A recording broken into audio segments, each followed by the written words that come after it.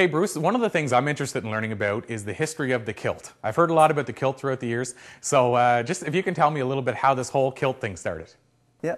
Well, certainly when I wanted to start my own business, my education is grade 12 general. So I don't have university, I don't have background, no academic experience. I've just been in the trenches, work hard guy. So, but I believe in the power of reading. And I picked up a book that really helped me understand marketing a great deal. And it's still one of the best books on the market. And it's an old book called Positioning. And I believe it's written by Al Ries and Jack Trout. And what that helped me understand is that my job as an entrepreneur is to try and own a percentage of your brain space, of your mind, so that when you think of something as it relates to what it is I'm doing, then I want to be the guy that pops up in your head. So when we had been supplying stores all over North America, and I was doing this from a sort of a warehouse situation, and I wasn't visible until one day a gentleman walked into our shop, and he had an empty jar, and he was from the United States, and he said, "These are the best preserves I've ever tasted, and I want to buy some more." So I said, "Well, here's the list of stores or accounts that sell my products." And he said, "Well, no, that's not what I want." He said, I want to buy it from you." And I said, "Well, I don't compete with who my customers are, and I wholesale to my customers." And he got quite upset with me, and that said, he says, "I'll pay you full price. I want your products. I'll give the money to you right now." And I went, "Okay, well, I guess I'm not competing with my customers, duh." So then he put the money in my paw, and I went, I need more people like him. So, because at that time my receivables were quite high, and my margins were really low, and I didn't have enough line of credit, and I needed the cash, and I was getting tired of eating jam with Kraft Dinner. So I said, I need more people like him. So I started looking for a place where I would be able to invite people in.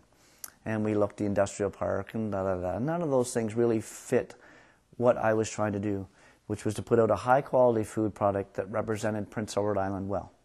So we bought this old butter factory in New Glasgow.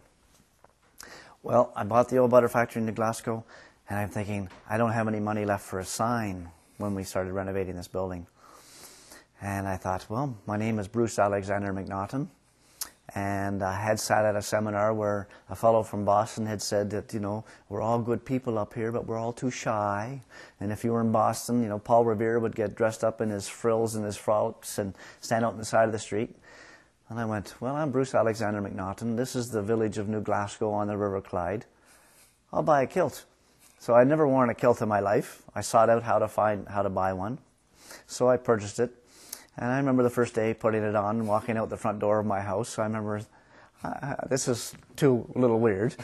But then I just came out to work, and I just started wearing my kilt everywhere. For the first couple of years, I just wore it everywhere. And of course, what it did was, it had everybody, well, who's that? Or what's that crazy guy doing?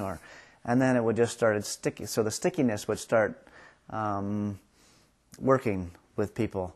And when they heard about the guy in the kilt, they associated with the guy that makes jams or preserves or whatever, and he's out in New Glasgow. And so then it started building that way. And so I used to stand out in the street, and I used to just wave at all the cars and buses that went by. And I stood there in my kilt, and people kept sort of looking once, twice, wondering what's going on. And then people would stop, roll down the window and say, "Is there a parade, or do you play the pipes, or what's the deal?" I said, "No, we make a really good cup of tea, and we have some hot biscuits on inside here. Why don't you come on in for a cup of tea? My treat." "Oh, really?" I said, "Sure." So then come on in, and people would be treated to hospitality.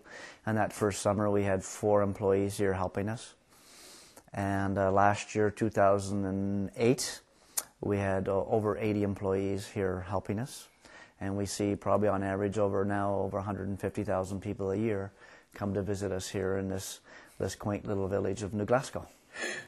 So in some ways it all started with a man in his kilt. It all started with a guy who had a vision of making a good quality product and using as least sugar as possible, and how I was going to get that product in front of people.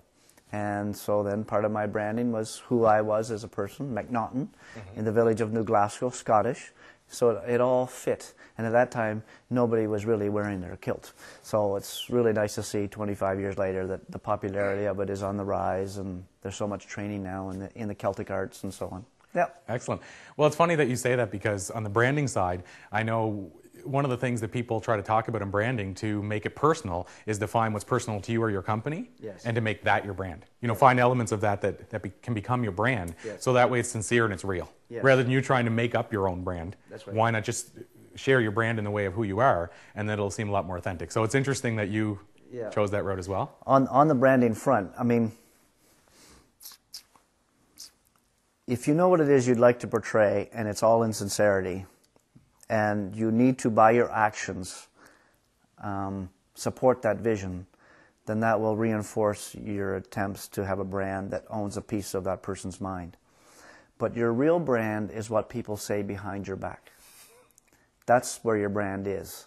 So if you have no idea what your customers think of you, or you have any idea what people are saying about you, then you need to figure out and determine a way of knowing what it is people are saying about you.